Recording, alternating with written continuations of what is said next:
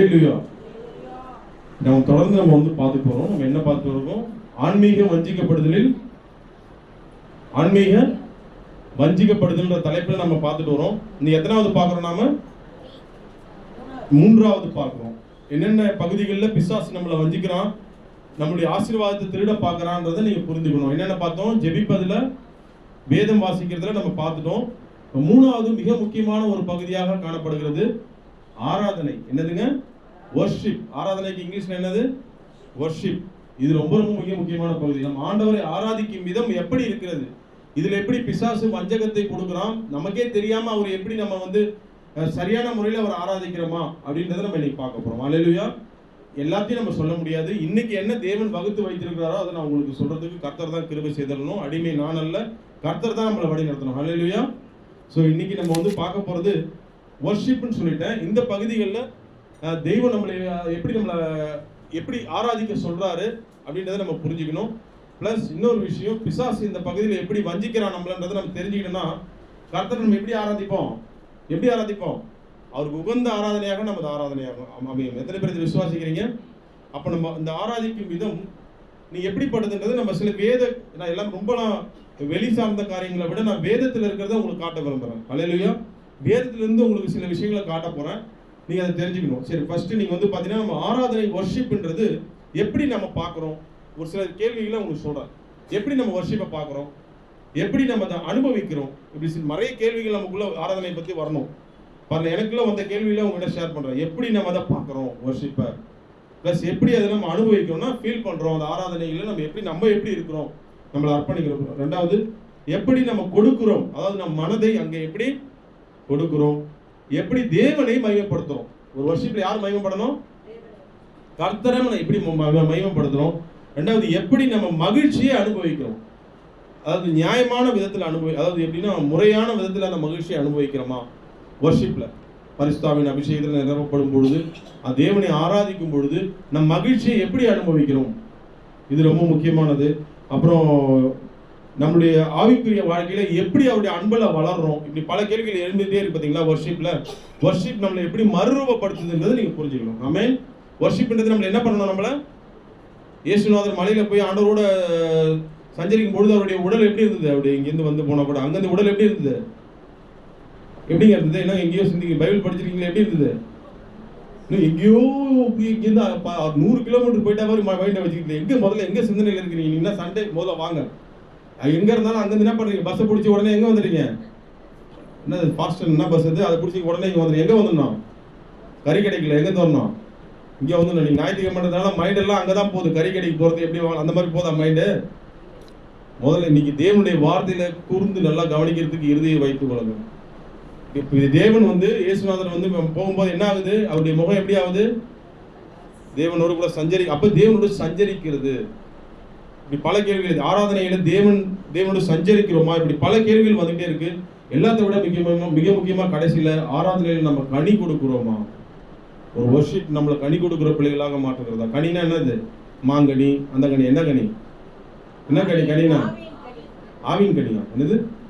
ஆவியின் கனி. ஆவியின் கனிகள் எத்தனை? அன்பு, சமாதானம், சந்தோஷம். இதெல்லாமே நமக்குள்ள வெளியில வருகிறதா? இதெல்லாம் நிறைய பல கேள்விகள் இந்த வர்ஷிப்பை குறித்து வந்துட்டே இருக்கு. ஒவ்வொன்றா எடுத்தா ஒரு நாளைக்கு இதை முடிக்க முடியாது. அதனால அந்த கேள்விகளை மட்டும் உங்ககிட்ட சொல்லிடுறேன். இத்தனை கேள்விகள் உங்களுக்குள்ள வரணும். ஒரு வர்ஷிப் பண்றப்போ ஆரம்பிக்கும் போதும் சரி, அது முடிஞ்ச பிறகும் இந்த மாதிரியான விஷயங்கள்லாம் நமக்குள்ள இருக்குதான்றதை நம்மள தற்பரிசோதனை பண்ணிக்கணும். இன்னைக்கு நான் வந்த இந்த வர்ஷிப்ல எனக்குள்ள மறுரூபம் வந்துச்சா? நான் மறுரூபம் அடைகிறதுக்கு அது உதவியாக இருந்ததா? கர்த்தருடைய ஆவியானவருடைய பிரசன்னம் நம்மை நிரப்பும் பொழுது நமக்குள்ள நம்ம இன்னும் அன்புல பெருகிறோமா? தேவன் மேல உள்ள அன்புல பெருகிறோமா? இப்படி நிறைய கேள்விகள் இருக்கு. ஓகேவா? அதை லைட்டா உங்களுக்கு சொல்லிட்டேன் இந்த கேள்விகள்னு. நான் சில சம்பவங்களை தான் காட்ட போறேன். ஒரு சில தலைப்புகளை கொடுத்து காட்ட போறேன். இந்த விஷயங்கள்ல பிசாசு நம்மளை எப்படி வஞ்சிக்கிறான்றதை நம்ம புரிந்து கொள்ளணும். நிறைய வேளைகள் அது தெரியாம இருக்கணும். இந்த கடைசி காலங்களில் வர்ஷிப் எப்படி இருக்கணும்ன்றதை நம்ம சரியா புரிஞ்சுக்கணும். ஏன்னா வர்ஷிப் ரொம்ப ரொம்ப முக்கியமானது. வர்ஷிப்ல பிசாசு தன்னை மகிமைப்படுத்த பார்ப்பான். கவனமா இருங்க. பிசாசு என்ன பண்ணுவான்? அவன் தன்னை மகிமைப்படுத்துற கூட்டங்களை தனக்காக அவன் வந்து கொண்டு வர பார்ப்பான். அது அல்ல வர்ஷிப். வர்ஷிப்ன்றது முழுக்க யாரு? தேவனுக்கு உகந்தது, தேவனுக்கு மிகவும் பிடித்தது. ஃபர்ஸ்ட் நீங்க புரிஞ்சுங்க. ஒரு சில தலைப்புகளை கொடுத்து தான் போறேன், எல்லாத்தையும் சொல்ல முடியாது. வர்ஷிப்ன்றது ஃபர்ஸ்ட் தேவனுக்கு மிகவும் பிடித்த ஒன்று. எத்தனை பேர் இதை புரிஞ்சுக்கிறீங்க? அதுதான் வந்து ESV வெர்ஷன்ல நீங்க ஒரு சில வசனங்களை காட்டலாம். ஃபர்ஸ்ட் வாசிங்க, யாத்ராகமம் 3:12 வாசிங்க. இப்படி நிறைய இருக்கு. அவருக்கு பிடிச்சதுன்றதை உங்களுக்கு முதல்ல காட்டுறாங்க. யாத்ராகமம் 3:12.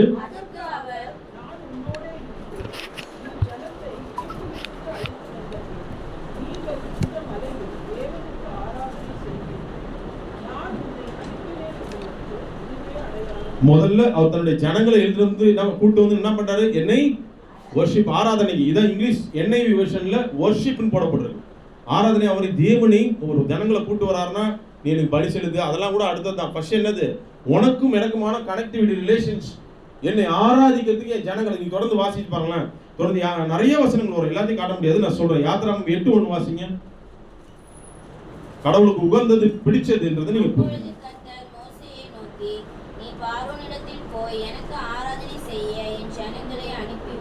எனக்கு இந்த மாதிரி எத்தனை வருது நீங்க பாத்துருக்கீங்க? யாத்ராகமம் எத்தனை பேர் படிச்சிருக்கீங்க?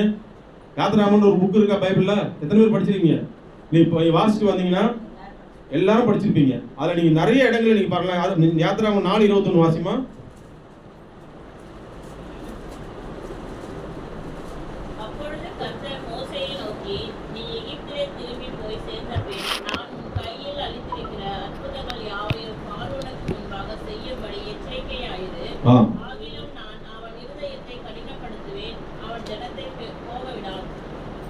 இல்ல ஆராதனை செய்ய ஒரு 4:23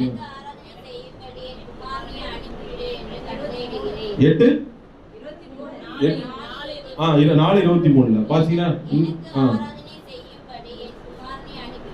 23 சரியா எடுத்துல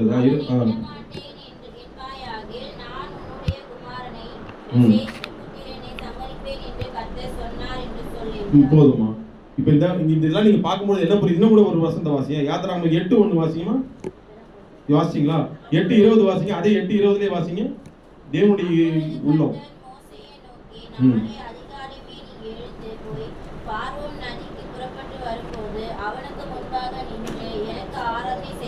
பாத்தீங்களா? ஆராதனை செய்ய ஜனங்களை விடு, ஆராதனை செய்ய ஜனங்களை விடு. அவர் சொல்றது எல்லாம் அந்த பாயிண்ட் நீங்க கவனிச்சீங்களா? அப்ப இது கடவுளுக்கு ஆராதனை என்பது யாருக்கு உகந்தது? நீ இதை புரிந்து கொள்ளுகிறீர்களா? நீங்க NIV வெர்ஷன்ல என்ன போடப்பட்டிருக்குன்னா ஆராதனை வந்து வர்ஷிப்னு போடப்பட்டிருக்கு. ESV வெர்ஷன்ல சர்வ். என்னது?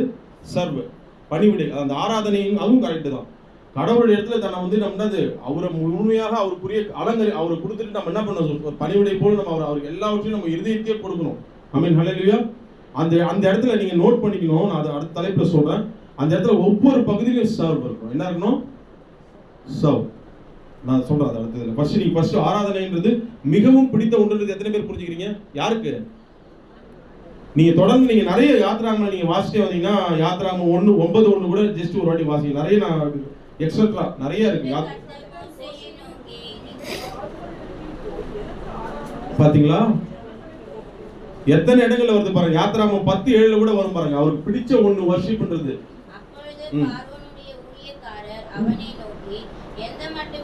பாத்தீங்களா?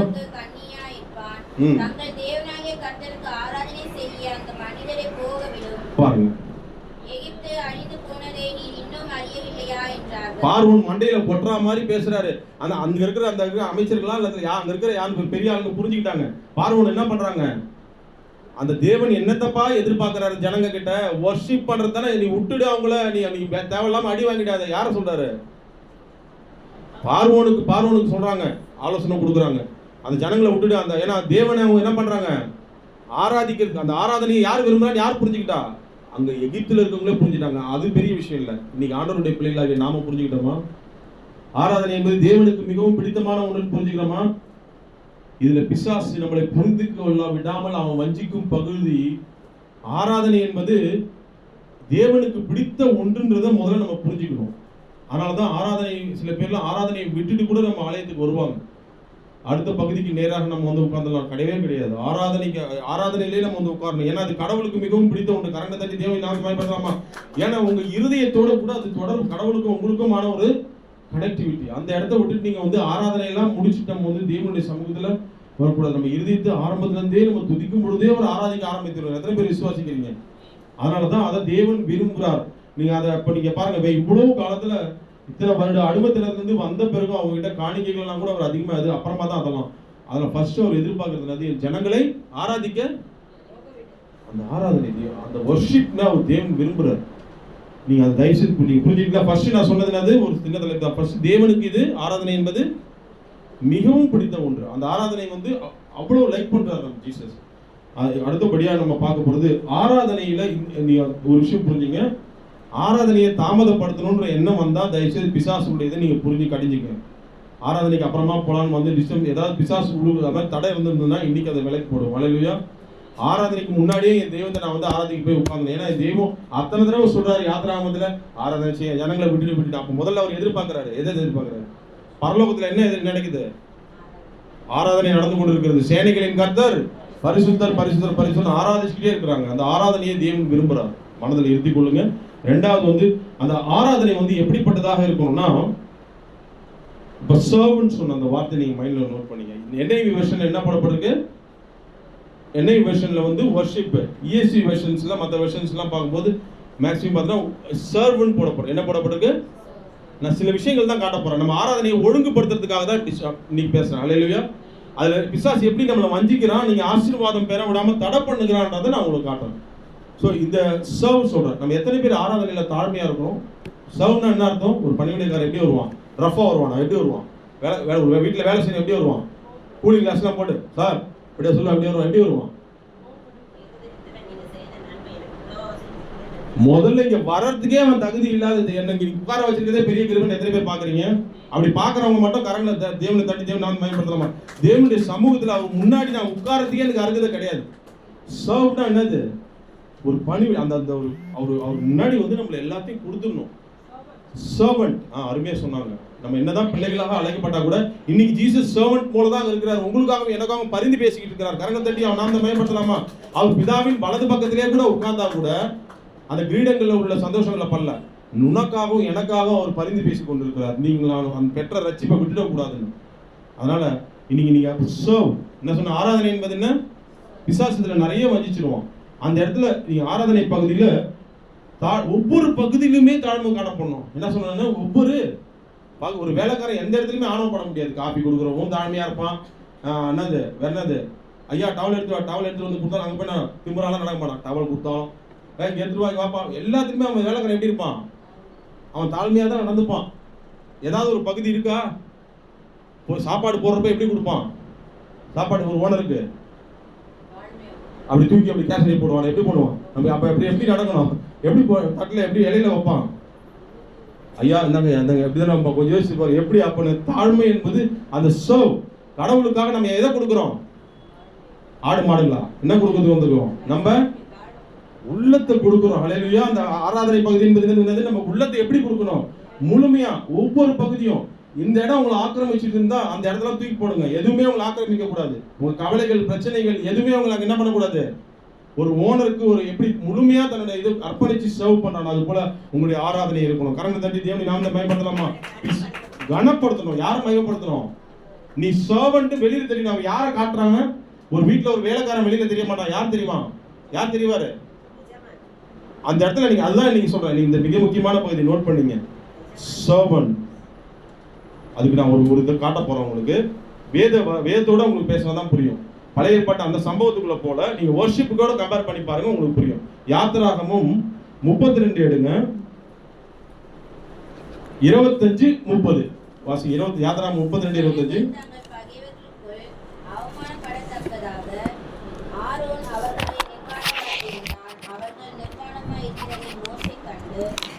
ஆமா வாசிங்க. போதும்.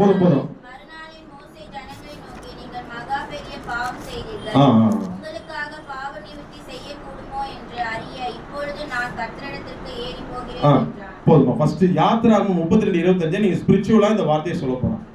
இப்போ இந்த சம்பவம் எதுல இருந்து வருகிற சம்பவம் இது? மோசே எங்க இருக்கிறாரு? தேவனோட சஞ்சரிக்கிறதுக்கு எங்க இருக்கிறாரு? 40 நாள் மலையில இருக்கிறாரு. கீழே இருக்கிறவங்க எப்படி யாரை ஆராதிச்சிருக்கணும்? உங்ககிட்ட ஒரு கேள்வி கேட்கிறேன். யாரை ஆராதிச்சிருந்தா அவங்க நிர்வாணம் வெளிப்பட்டிருக்காது. நான் சொல்றது புரியுதா? யாரை ஆராதிச்சிருக்கணும்? ஆண்டவரை ஆராதிக்காம அந்த இடத்துல நிர்வாணம். இந்த நிர்வாணத்தை நீங்க ஆவிக்குரிய இதுவா நீங்க எடுத்துக்கணும். இப்போ நான் சொல்றேன் பாருங்க, சர்வன்ட் பாருங்கன்னா வேலைக்குரிய அந்த ஒரு அணிஞ்சிக்கணும், இரட்டுடுத்தி. இன்னொரு புரிஞ்சுங்க, இந்த இடத்துல நிர்வாணமாக்கி கொண்டான். இவங்களும் வர்ஷிப் தான் பண்றாங்க, ஆனா யாரை வர்ஷிப் பண்றாங்க? பொன் கண்டுபிடிக்கல. நல்லா புரிஞ்சுங்க, அந்த வர்ஷிப்ல என்ன நடந்துச்சுன்னா நிர்வாணம் வெளிப்பட்டுச்சு. நீங்க நோட் பண்ணீங்க, தயவுசெய்து எழுதி கூட வச்சுங்க.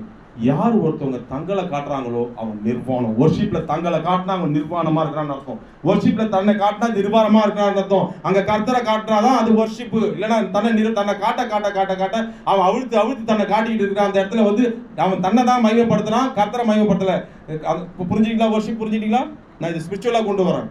நிர்வாணமாக்கியிருந்தான். அந்த ஒழுக்கமற்ற ஒரு ஆராதனை உள்ள வரும் பொழுது, சர்வ்ன்ற அந்த தாழ்மை இல்லாத அந்த ஆராதனை உள்ள நுழையும் போது என்ன நடக்குது? பிசாசு வஞ்சிக்கிறான். என்ன பண்ணுவான் பிசாசு? நிர்வாணமாக. நிர்வாணம் என்ன சொல்லுங்கன்னு பார்க்கலாம். அந்த சரீர நிர்வாணத்துல உங்களை காட்ட காட்ட உங்களுக்குரிய காரியங்கள் என்ன மற்றவங்க பெருசா எண்ணும், நம்ம பாடம் என்னுடைய குரலை பெருசா எண்ணணும். அந்த இடத்துல என்ன என்ன என்ன என்ன ஒவ்வொரு பகுதியிலும் வேலைக்காரன் இல்லாத அந்த தாழ்மை அந்த இடத்துல வெளிப்பட்டுச்சுன்னா நான் நிர்வாணி. அப்ப யாரங்க மையப்படுத்தணும்? ரட்சிப்பின் வஸ்திரங்களை போட்டுக்கணும். அந்த தாழ்மையின் அடையாளங்கள் என்ன? ரட்சிப்பின் வஸ்திரங்கள். மறுரூபப்படுகிற அந்த இடத்துல நம்மளை காட்ட காட்ட காட்ட நம்மளுடைய தாளந்துகள், ஐயோ தேவன் இப்படி செஞ்சார். அந்த இடத்துல வர்ஷிப்ல நான் வர்ஷிப் பண்ண பத்தியா எப்படி எத்தனை பேர் இதுவாராங்க. அந்த எண்ணெல்லாம் உள்ளுக்குள்ள வந்துச்சுன்னா நம்ம எதை காட்டுகிறோம்? நான் பெரிய வர்ஷிப் லீடர் அப்படின்னு காட்டினா யார் அவன் எதில் பாதிக்கப்பட்டிருக்கான்? அவன் தன்னை நிர்வாணத்தை ஆரோன் எப்படி நிர்வாணப்படுத்திருக்கான். ஆனா பாருங்க, அது என்ன கொடுமைனா, பேர் மட்டும் கர்த்தருக்கு உட்கார்ந்து கர்த்தருக்கு என்ன பேர் மட்டும் கர்த்தருக்கான். பாருங்களேன், யாத்திரை 32:5 வாசிங்க. அவன் பண்ற வேலை என்ன?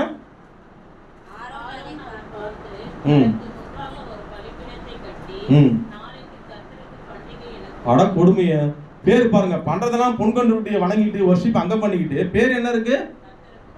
கடவுளுக்கு, அதாவது கடவுளுக்கு உகந்த கடவுளுக்கான பண்டிகையா.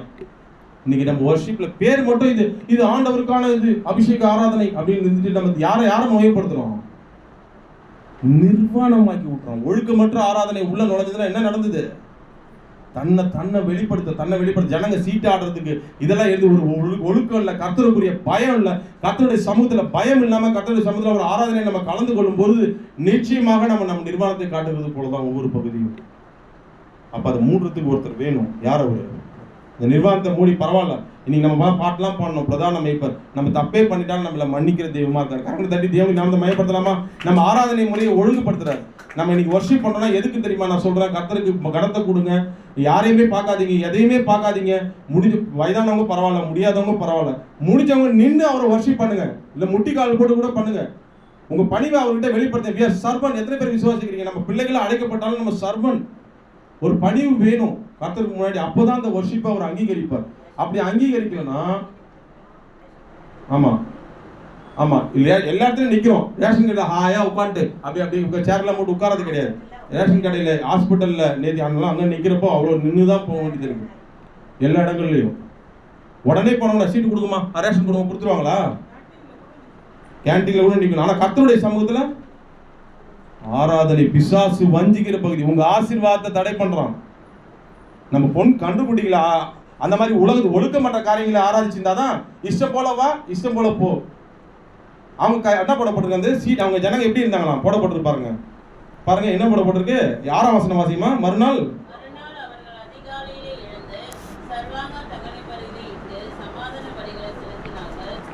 அது பாருங்க, விளையாடுறது எதுக்கு ஆராதனை. பொன் கன்றுக்குட்டிகளையும் தேவையில்லாதையும் நம்ம வர்ஷிப் பண்றவங்க கிடையாது. ஜீவன் உள்ள தேவனாகிய கர்த்தர், கரங்களை தட்டி தேவனை நாமத்தை பயன்படுத்தலாமா?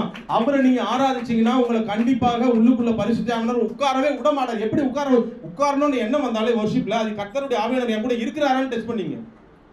அது உங்களால முடியாதவங்க, பெரியவங்க, வயதானவங்களை பத்தி தெரியும். தெய்வத்துக்கு முடியாதவங்க, கால் பலவீனமானவங்க, அவங்களால முடியாது. பெரியவங்களாம் வயதானவங்களாம் முடியாது தெரியும். சின்ன பிள்ளைங்க, ரொம்ப முடிகிறவங்க, நிச்சயமா கர்த்தருக்கு முன்னாடி நம்மளை படிவை காட்டணும். ஆசீர்வாதம் வேணும். எத்தனை பேர் வரீங்க?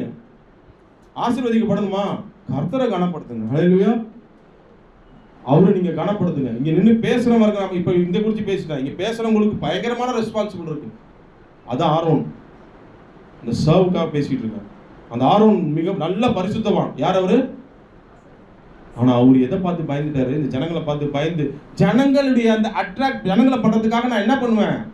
ஆராதனை முறையே மாத்திக்கிறாங்க. யாரை மாத்திட்டாரு அவரு? பொன் கன்றுக்குட்டிகளை வணங்குறதுக்கு இவர் காரணமாயிட்டார். இன்னைக்கு அப்படிதான் கடைசி காலங்களில் கொஞ்சம் யோசிச்சு பாருங்க.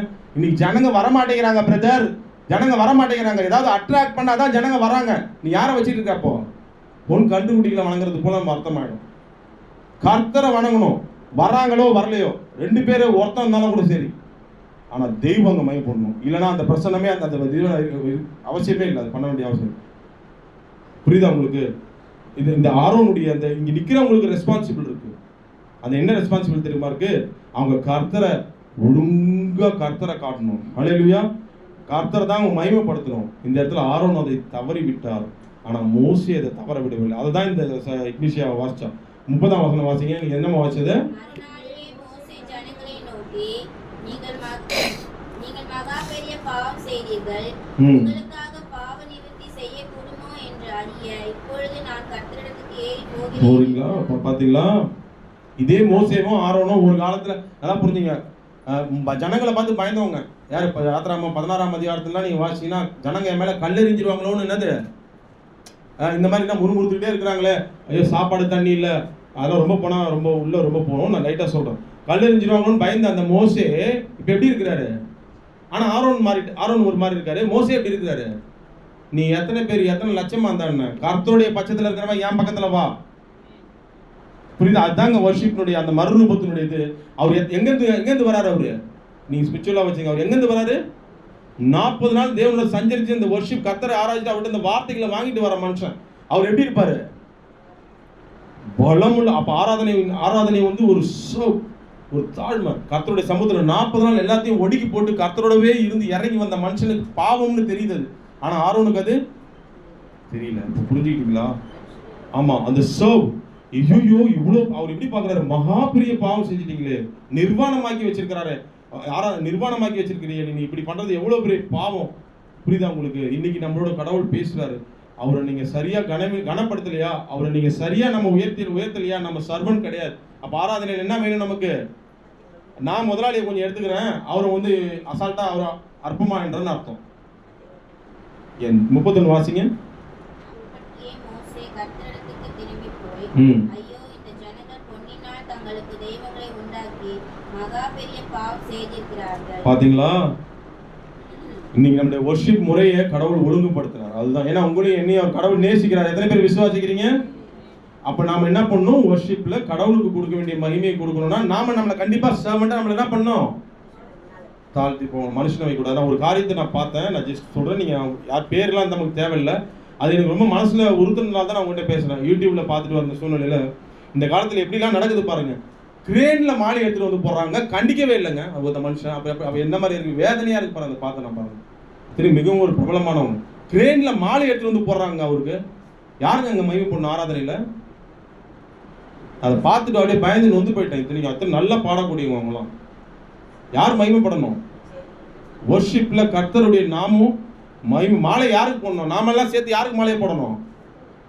கர்த்தருக்கு மாலையை போடணும். இன்னைக்கு கூட்டம் ஜனம் கார்ல வந்து யாருன்னா போனோம், கூலிங் கிளாஸ் போட்டு போனா போதும், அவன் பெரிய ஊழியக்காரன் நினைச்சுக்க வேண்டியது. யார் உண்மையான ஊழியக்காரவங்க? சர்வன்ட். கர்த்தருக்கு முன்னாடி தன்னை தாழ்த்துபவன் தான் உண்மையான ஊழியக்காரன். அல்லேலூயா. எனக்கு அதை பார்த்தவங்க ரொம்ப அதிர்ந்து போயிட்டாங்க. இந்த சம்பவத்தை கூட சொல்லணும்னு பார்த்தேன். அப்ப நம்ம யாரை நம்ம வணங்குறோம்? அந்த சர்வல தேவனை வணங்கணும்னா நிச்சயமா அந்த நிர்வாணங்கள் மூடப்படணும். அந்த இடம் பிரசன்னம் நிரம்புகிற இடம். அல்லேலூயா. கர்த்தருடைய பிரசன்னம் நிரம்புகிற இடம். அந்த இடத்துல நம்மளை விட்டு கொடுத்தா, நீ ஒருவேளை பாவம்ன்ற அந்த காரியத்துல வந்தா கூட அதை நீக்கி போடுவார். கரங்களை தட்டி தேவன் நான் அந்த மயப்படுத்தாம உன்னை ரட்சிப்பின் ஆடையை ஒரு ஒழுங்குபடுத்தி விடுவார்.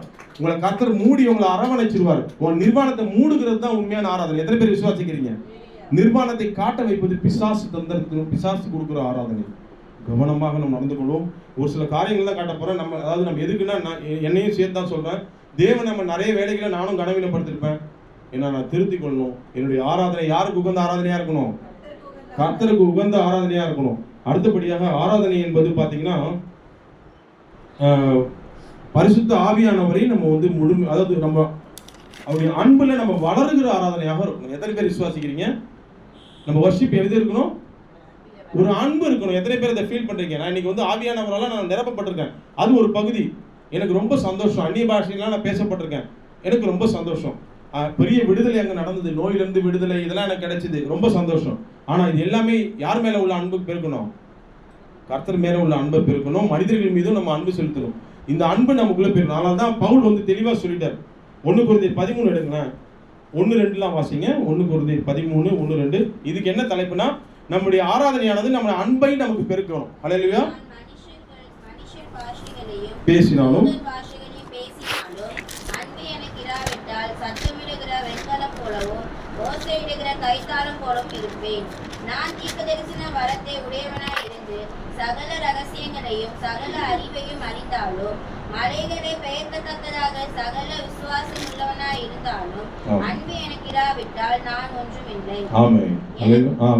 எனக்கு உண்டான யாவற்றையும் நான் அன்னதானம் பண்ணினாலும், அன்பு எனக்கு இராவிட்டால் என் சரீரத்தை சுட்டெரிக்கப்படுவதற்கு கொடுத்தாலும், அன்பு எனக்கு இராவிட்டால் எனக்கு பிரயோஜனம் ஒன்றுமில்லை. புரிஞ்சுக்கிட்டீங்களா?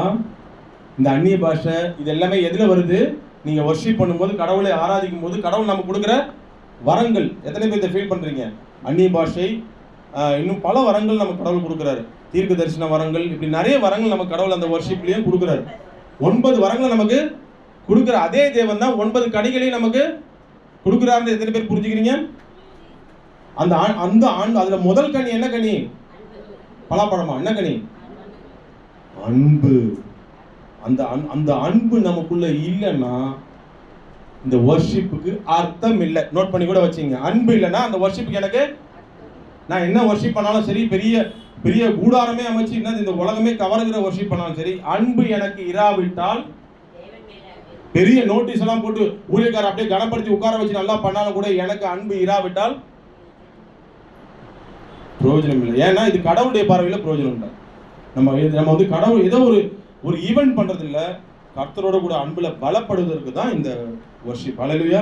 அதனால தான் ஏனோக்கெல்லாம் கூட நீங்க பாத்தீங்கன்னா தேவனோட கூட சஞ்சரித்தவராக காணப்பட. எத்தனை வருஷமா சஞ்சரிச்சார் தேவனோட? 300 வருஷமா அந்த அன்புல பலப்பட்டாரு, குடும்பத்தையும் கவனிச்சுக்கிட்டாரு, எல்லாத்தையுமே பண்ணாரு. அந்த நம்ம லைட்டா தான் சொல்றேன். அந்த அன்பு தேவனோட கூட நீங்க நெருங்க உங்களுக்குள்ள என்ன ஆயிடும்? உலகத்தெல்லாம் மறந்துடுவீங்க. நீங்க உலகத்தையே மறந்து என்ன ஆயிடுவீங்க? அவரை மாத்திரமே நீங்க நோட் பார்ப்பீங்க. ஹல்லேலூயா. இது நீங்க ஃபர்ஸ்ட் என்ன பண்ணணும்? உங்களுடைய வர்ஷிப்ல எது இருக்கணும்? மெயினா தேவனோட அன்பு. அதனால தான் இதை மட்டும் நீங்க வாசிச்சு அடுத்த தலைப்புக்கு போங்க. 1 கொரிந்தியர் 14:1 வாசிங்க.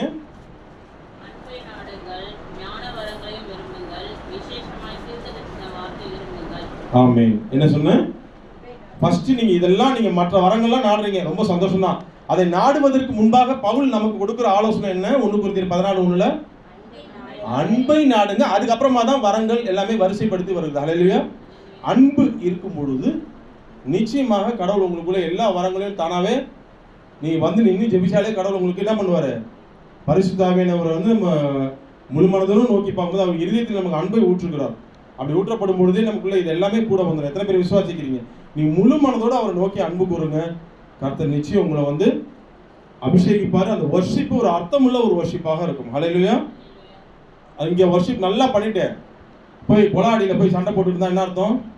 அது என்ன அர்த்தம்? இங்க நல்லா வர்ஷிப் அன்பு நல்லா ஆராதிச்சுட்டு, ஆனா வெளியில போய் கொலாடியில சண்டை வந்தா என்ன ஆயிடுது? அதோட அர்த்தம் என்ன ஆகுது? அது தொடர்ந்து நடக்கும்போது முதல்ல ஆண்டவர் கண்டிச்சுட்டே இருப்பாரு. ஆனா தொடர்ந்து நடந்தா கர்த்தர் என்ன பண்ணுவாரு? நம்ம மாற்றிக்கொள்றதுக்கு விட்டு கொடுக்கணும். அப்ப அந்த அன்புன்றது என்ன அர்த்தம்? ஒரு வர்ஷிப்ல என்ன வேணும்?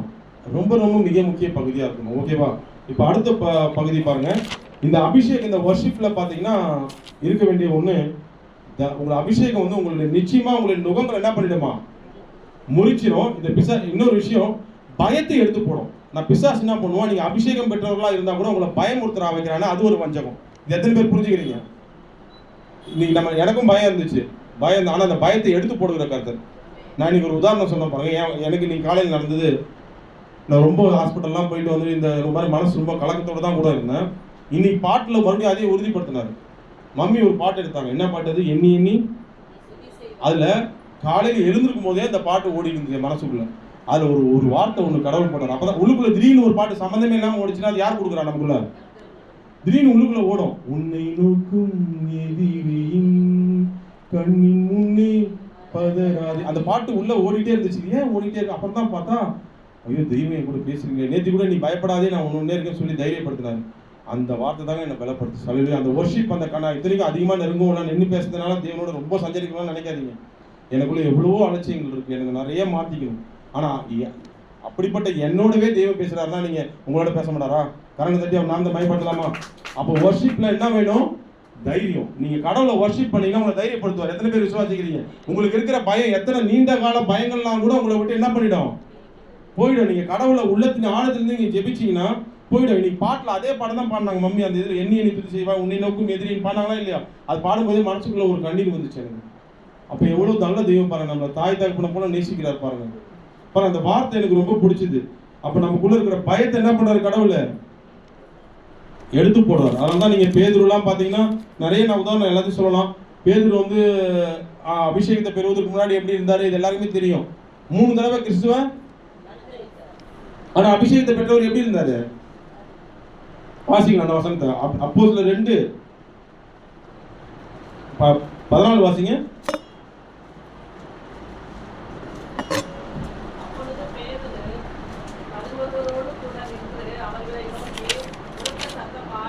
நோட் பண்ணி என்ன பண்ணுங்க? உரக்க சத்தமாய். முன்னாடி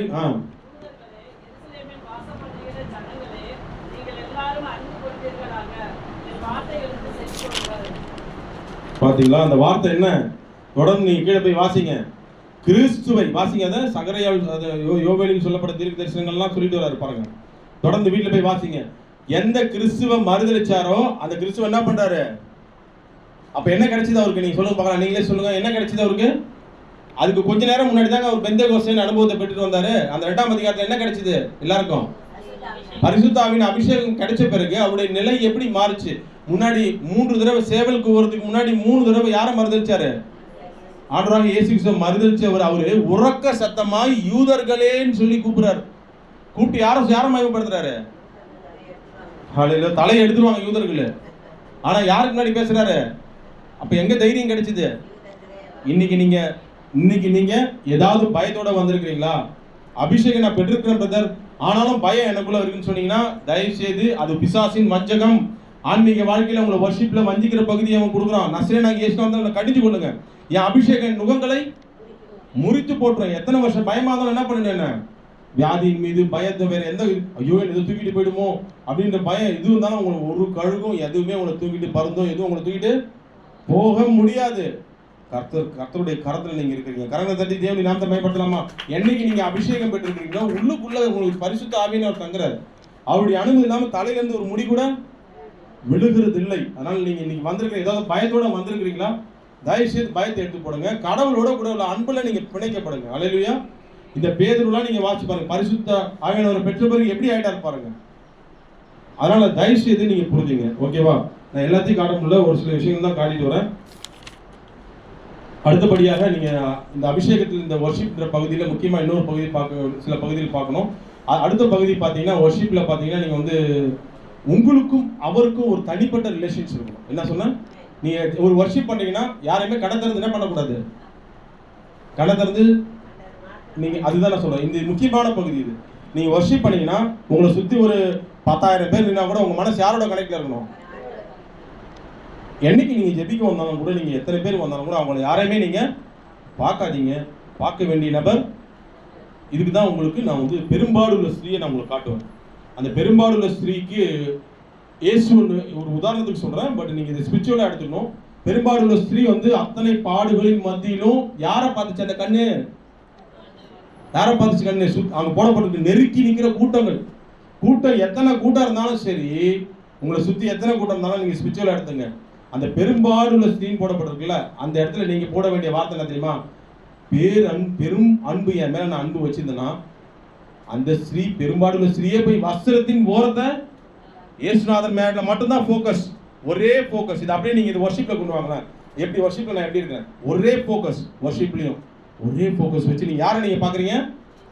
அங்கேயாவது அந்த அம்மா வஸ்திரத்தின் ஓரத்தை தான் தொட்டாங்க. இந்த இடத்துல அவருடைய பிரச்சனத்தை நான் முழுமையா அனுபவிக்க போறேன். அப்ப எனக்கு விடுதலை கிடைக்காதா? எனக்கு பிரச்சனை நீங்க தான் கரங்க தட்டி தேவனை நாமத்தை மயப்படுத்தலாமா? முழுமையா என்ன தொடறேன், அவரை நான் தொட போறேன். நான் சொன்னேன், சிம்பிளா புரிஞ்சுங்க. நான் அவரை தொட போறேன். அவர் என்ன ஃபர்ஸ்ட் யார் தொடரணும்னு நீங்க விரும்புறீங்க? நீங்க எப்படி வேணாலும் போடுக்கலாம். ஃபர்ஸ்ட் நான் உங்க பார்த்து தொடரணும்னு ஆசைப்படுறேன்ப்பா அப்படின்னு உங்களுக்கு தாழ்த்தி போட்டு தொடுங்க. அவர் உங்களை முழுசா தொட்டு தூக்குவார். பிரசனத்தினால மூடுவார். கரங்க தட்டி தேவன் நான் மயப்படுத்தலாமா? அவர் கொஞ்சம் தொட்டதுக்கே அந்த அம்மா 30 எத்தனை வருஷம் பாடு? 12 வருஷம் பாடுகள் போச்சுன்னா நீங்க அபிஷேகத்துல இருக்கிற உங்களுக்குள்ள எத்தனை வருஷம் வியாதி பிரச்சனைகள் போகுமா போகாதா? அப்ப நீங்க ஃபர்ஸ்ட் உங்களுக்கும் அவருக்கும் இந்த கனெக்டிவிட்டியை நீங்க புரிஞ்சுக்கிட்டீங்கன்னா, இதுதான் பிசாசு மறைப்பான். நீ அபிஷேகம் ஜெபிக்க வந்தாலே அது அங்க பாரு இங்க பாரு, அவன் என்ன பண்றான் இவன் பண்றான், அவன் அபிஷேகத்தை அங்க அந்நிய பாஷையில தூச்சிட்டு இருக்கான், அது அவங்க பண்ணிட்டு அவங்களுக்கும் தேவனுக்கு மானது. நீ என்ன பண்ற, நாம என்ன பண்றோம்? பிசாசு இதை மறைக்கிறான், அநேக வேலையில மறைக்கிறானா இல்லையா? அபிஷேகத்துல வேற எங்கேயோ சிந்தனையை கொண்டு போக வைக்கிறான்னா தயவுசெய்து கடிஞ்சிங்க இயேசு நாமத்தினால. நான் என்ன சொன்னேன், அந்த பெரும்பாடுள்ள ஸ்திரீ அந்த வழிகளின் மத்தியிலும் யாருடைய நினைப்பு மட்டும் இருந்துச்சு அந்த அம்மாக்கு. இது ஒரு எக்ஸாம்பிள், யாருடைய நினைப்பு மட்டும் இருந்துச்சு? ஆண்டவருடைய நினைப்பு. இன்னைக்கு நமக்கும் எது இருக்கணும்?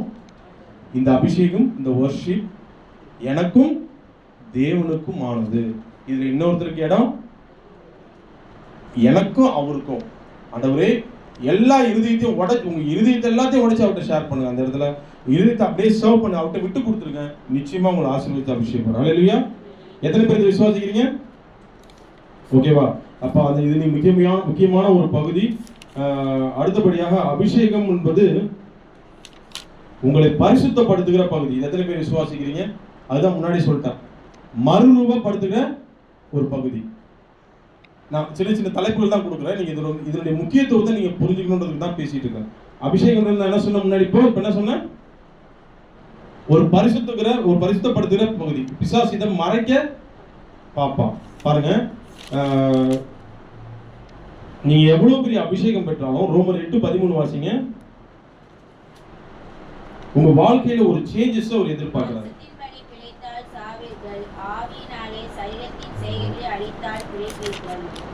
ஆவினாலே அப்போ அந்த இடம் அபிஷேக ஆவி, அந்த பரிசுத்த ஆவியானவர் தான் உங்களை பரிசுத்தப்படுத்தி ஒழுங்குபடுத்துகிறார். இது எத்தனை பேர் ஃபீல் பண்றீங்க? மத்தேயு 7:20 வாசிமா. ஏன்னா நம்ம எதுக்காக நம்ம ரட்சிக்கப்பட்டிருக்கோம்ன்றது அங்க போடப்பட்டு பாருங்க. கனிகள் முக்கியம். அபிஷேகத்துல இது இல்லைன்னா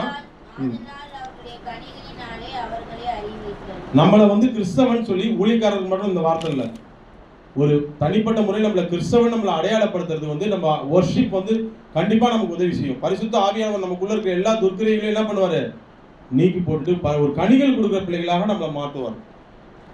நம்மளை எதனால அறிஞ்சு கொள்வாங்க மற்ற ஜனங்க? நீங்க சொல்லுங்க பார்க்கலாம், எதனால அறிஞ்சு கொள்வாங்க? அதனாலதான் இது உங்க அபிஷேகம் என்பது நம்மளை பரிசுத்தப்படுத்துகிற ஒரு இடம்.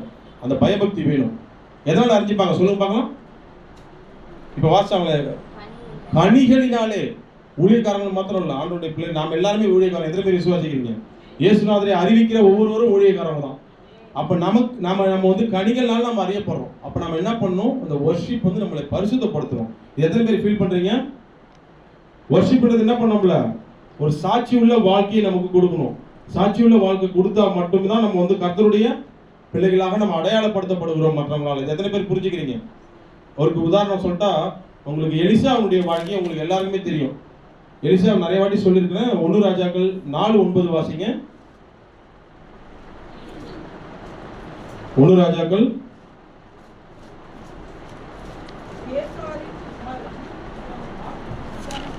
வாசிங்க. சாரி 2 ராஜாக்கள் 4:9. Sorry sister, sorry, very sorry. 2 ராஜாக்கள் 4:9. அவர் தன் புருஷனை நோக்கி, இதோ நம்மிடத்தில் எப்பொழுதும் வந்து போகிற தேவனுடைய மனுஷனாகிய இவர் பரிசுத்தவான் என்று காண்கிறேன். யாரை குறித்து இந்த சாட்சி இருக்கு? யாரை குறித்து சாட்சி? பரவாயில்ல. எலிசா எப்படிப்பட்ட அபிஷேகம் பெற்றவர் சொல்லுங்க பார்க்கலாம். எலியா ஓகே. எலிசா எப்படிப்பட்ட அபிஷேகம் பெற்றவர்? ரெட்டிப்பான அபிஷேகம் பெற்றவர். அவர் எத்தனை பேர் அவருடைய கல்லறையில மேல விழுந்த எலும்பு விழுந்தா என்னாச்சு? அவ்வளவு பெரிய, அந்த அளவுக்கு வர்ஷிப், ஆண்டவரோட நெருங்க, அந்த அளவுக்கு ரெட்டிப்பான வர்ஷிப் அபிஷேகத்தை அவர் பெற்றவர். யாரு? கடவுளை ஆராதிக்கிறவர். அந்த அளவுக்கு இருந்தவர். ஆனா அவருடைய சாட்சி எப்படிப்பட்டதா இருக்கு? எப்படிப்பட்ட சாட்சி? வாசிங்க, என்ன சாட்சி? அவரு அவ்வளவு அற்புதங்கள் பண்றவர் எலிசா. அவருடைய சாட்சி, நற்சாட்சி எப்படிப்பட்டதா இருக்கு? ஒரு லேடி, அந்த கணவனுடைய மனைவி சொல்றாங்க, அந்த வீட்டுல வர்றவங்க டெய்லி நம்ம வீட்டுக்கு வந்து போற இந்த மனுஷன் எப்படிப்பட்ட மனுஷன்?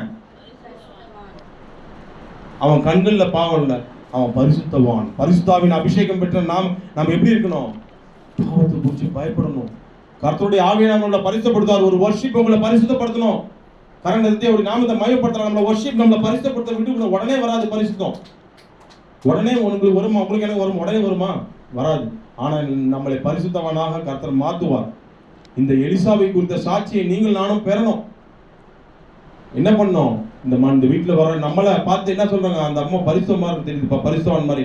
ஏன்னா அந்த அம்மா பண விஷயத்திலையும் கரெக்டாக இருக்கிறாங்க, எல்லா விஷயத்திலையும் பாருங்க. அந்த இடத்துல பார்க்கும்போது எலிசாவை குறித்து பார்க்கும்போது அந்த இடம் மாத்திரம் இல்லை, அந்த நாகமான் வந்து வரப்போ கூட அவர் என்ன பண்றாரு? பணத்தை கொடுக்கும்போது அந்த வெள்ளிகள்லாம் என்ன பண்றாரு? தட்டி விட்டார். அதெல்லாம் எனக்கு தேவையில்லை, எடுத்துட்டு போ, பணம்லாம் எனக்கு தேவையில்லை. ஏன்னா தேவன் அனுமதிக்கல. கர்த்தருடைய ஆவியானவர் உள்ளுக்குள்ள இருந்தா பணம், எந்த ஊழியக்காரங்க பணத்துக்கு மயங்குறவங்க கிடையாது. கர்த்தருக்கு மாத்திரமே மயங்குறவங்க. ஒரு வர்ஷிப், அந்த வர்ஷிப்ல மயங்குறவங்க பணத்துக்கு மயங்குறவங்களா இருக்க மாட்டாங்க. எழுதி வச்சுங்க. என்ன சொன்னேன்னு? அந்த வர்ஷிப்ல மயங்கி தன்னையே அர்ப்பணிச்சவங்க பணத்துக்கு மயங்க மாட்டாங்க. பொண்ணுக்கு, மண்ணுக்கு, பெண்ணுக்கு எதுக்குமே மயங்க மாட்டாங்க. கரண்ட் தட்டி அவர் நான் மயப்படுத்தலாமா? அவங்க தான் வந்து உண்மையா வர்ஷிப் லீடர்ஸா இருக்க முடியும். இந்த எலிசா அந்த மாதிரியான பரிசுத்த நிலையை அடைந்தார். ஒரே நாள்ல அடைஞ்ச முடியாதுதான், பரிசுத்தம் உள்ளவன் இன்னும். ஆனால் இந்த அபிஷேகம் வர்ஷிப் நம்மளை மறுரூபப்படுத்துகிறது. விட்டு கொடுக்கணும். ஹல்லேலூயா. பாருங்க, இதன் மதியில் இன்னைக்கு எடுக்க வச்சார் கர்த்தர். ஏன்னா உங்களே என்னைய அவர் நேசிக்கிறார். எனக்கு நேரம் ரொம்ப குறைவா இருந்தாலும் கர்த்தர் இந்த வார்த்தைகளை கொடுக்கும்படியாக கர்த்தர் கிருபை செஞ்சிருந்தாரு. எதுக்காகனா நம்ம கர்த்தருக்குள்ள பலப்படணும். எத்தனை பேர் இதை ஃபீல் பண்றீங்க? கர்த்தருக்குள்ள நாம பலப்படணும். நம்ம வர்ஷிப்பை ஒழுங்குபடுத்துறாரு. அதனால நீங்க தயை கூர்ந்து இன்னைக்கு வந்து நம்ம வர்ஷிப் முறைகளை நம்ம மாற்றிக்கொள்வோம். நிறைய விஷயங்கள் எடுத்துக்கிட்டே போனால் வர்ஷிப் குறித்து நிறைய எடுக்கலாம். சில காரியங்களை தான் எடுத்து நான் வர்ஷிப்பில் நம்ம என்ன பண்ணணும்? ஃபர்ஸ்ட் நமக்கு தாழ்மை ரொம்ப முக்கியம். நம்மளை காட்டக்கூடாது. ப்ளஸ் பரிசுத்த மறுரூபம் அடையத்துக்கு நம்ம விட்டு கொடுக்கணும். வர்ஷிப்ன்றது தேவனுக்கும் உங்களுக்குமான ஒரு உறவாக இருக்கணும். எத்தனை பேர் ஃபீல் பண்ணுறீங்க? அது மாத்திரம் இல்லை, தேவனுடைய அன்புல நீங்கள் நான் என்ன பண்ணோம்? வளரணும். இப்படி நிறைய காரியங்கள் இருக்கு. அது இல்லாமல் வந்து பரிசுத்த ஆவியின் இந்த அபிஷேகமானது நம்மளை எது ஒரு நடத்துகிறதுனா, இதை சொல்லிட்டு நான் முடிக்கிறேன். முடிவு பரியந்தம் நம்ம நடத்துது. எத்தனை பேர் விசுவாசிக்கிறீங்க? முடிவு பரியந்தம். ஒருவேளை கர்த்தருடைய வருகை நமக்குள்ள இருந்தாலும் அந்த வருகை வரலும் நம்ம நடத்துவாரு. நம்மளை எது வரலும் கொண்டு போய் சேர்க்கிற வரலும் பரிசுத்த அபிஷேகம் நடத்தும். நித்திய ராஜ்யத்துக்குள்ள போகிற வரையிலும் நம்மள பரிசுத்த ஆவியான அபிஷேகம் நம்ம நடத்தும். அதனால தான் வந்து நீங்க மத்தேயு 16லயோ இதுல ஒன்றுல வரும், யோவான் 16 நினைக்கிறேன், சகல சத்தியத்திற்குள்ளும் நம்மளை வழிநடத்த ஆவியானவர் நமக்கு வழங்கப்பட்டிருக்கிறாரு. தேற்றரவாளனாக அவர் நம்ம கூட இருக்கிறார். நம்ம எத்தனை பேர் விசுவாசிக்கிறீங்க? அதனால தயை கூர்ந்து இன்னைக்கு நாம வந்து புரிந்து கொள்ள வேண்டிய ஒரே ஒரு விஷயம், இந்த வர்ஷிப்பை நம்ம ஒழுங்குபடுத்துவோம். நம்ம கூட இருக்கிற ஆவியானவருடைய பேரே என்ன? ஒரு பேரு, அவர் பேரு பரிசுத்த ஆவியானவர். அதனால அந்த ஆராதனையும் எப்படி இருக்கணும்? ஒரு பரிசுத்த ஆராதனையாக இருக்கணும். ஏன்னா முன்னாடியே நான் சொல்லிட்டேன், முதல் தலைப்பே இந்த ஆராதனை என்பது யாருக்கு பிடிச்ச ஒன்று? கர்த்தருக்கு பிடித்த ஒன்று. ஆனால் ஒரு கேள்வியோடு முடிக்க போறேன். இது ஆராதனை என்பது பொதுவாக கர்த்தருக்கு பிடிச்சதுதான். ஆனா என்னுடைய ஆராதனை கர்த்தருக்கு பிடித்திருக்கிறதா? இந்த கேள்வியோட முடிக்க போறேன். இப்ப நான் சொன்ன ஒவ்வொரு பகுதிகளிலையும் நான் சரியா செய்யாம இருந்தேன்னா அது எல்லாமே பிசாசு வஞ்சிக்கிற பகுதிகள். நான் சரியா செய்ய விடாம உங்களை வேற விதமா டைவர்ட் பண்ணி வச்சிருந்தானா இன்னைக்கு நீங்க மாத்தீங்க, டைரக்ஷனை மாத்தீங்க. ஹல்லேலூயா. இன்னைக்கு சொன்னபடி நான் வர்ஷிப் பண்ணுவேன் ஆண்டவரே, என்னுடைய ஆராதனை முறையை ஒழுங்குபடுத்திக் கொள்ள இனி நான் விட்டு கொடுக்குற ஆண்டவரேன்னு சொல்லிட்டு போங்க. கர்த்தர் நிச்சயமா உங்களுக்கு பலன் தருவார். ஹல்லேலூயா. இதோட இந்த ஆன்மீக வஞ்சிக்கப்படுதல் பகுதி முடியுது. மொத்தம் எத்தனை பார்த்தோம்? நம்ம 3 பார்த்தோம். ஜெபிக்கிறதுல நம்மளை விளங்கினப்படுத்த பார்ப்போம், அது ஒரு வஞ்சிக்கிற பகுதி. ரெண்டாவது வேத வசனங்களை வாசிக்க விடாம பார்ப்போம். ஏன்னா நம்ம வேத வசனம் நிலைவாழ்வு தருகிற வசனங்கள், அது உங்களை சரியான முறையில் அது ஆசீர்வாதத்தை அனுபவிக்க விடாம பண்ண பார்ப்போம். மூணாவது வர்ஷிப் ரொம்ப முக்கியம். ஆமா, இந்த ஆராதனையில கர்த்தரை மகிமைப்படுத்தி உயர்த்தணும், இல்லைன்னா பிசாசு தன்னை உயர்த்த பார்ப்பான். தப்பான முறையில் உங்க நடத்த பார்ப்பான். கவனமா நடந்துங்க. கர்த்தர் உங்களை ஆசீர்வதிப்பாராக. தொடர்ந்து அடியனுக்காகவும் ஜெபிச்சுங்க, ஊழியர்களுக்காகவும் ஜெபிச்சுங்க. வந்தவங்க ஒவ்வொருவரையும் கர்த்தர் ஆசீர்வதிப்பாராங்க. God bless you.